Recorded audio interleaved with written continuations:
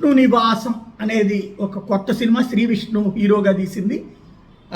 వాస్తవంగా మొన్నటిదాకా అతను ఎవరో ఐ బొమ్మ రవి లీకులు చేస్తాడన్నటువంటి ప్రచారం జరిగింది.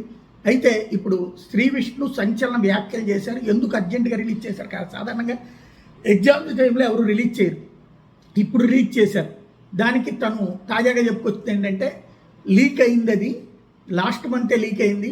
సినిమా లీకేజీ గురించి నిర్మాత ఫోన్లో చెప్తే వణికిపోయాను నేను, వెంటనే సైబర్ సెల్కి ఫిర్యాదు చేశాము, బయటికి కనుక వస్తే అది పెద్ద డ్యామేజ్ అవుతుంది కాబట్టి ఆగాము.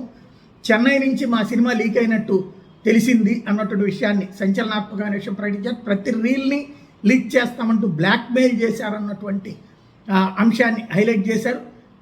దాంతోనే అర్జెంటుగా రిలీజ్ చేయాల్సి వచ్చింది, లేకపోతే మేమైనా ఎండాకాలం సెలవుల్లో చేద్దాం అనుకున్నటువంటిది పరోక్షంగా చెప్పుకొచ్చింది. దీంతో ఇప్పుడు ఆ సినిమాని లీక్ చేసింది సొంత వాళ్ళ బయట వాళ్ళ అన్న చర్చ నడుస్తుంది.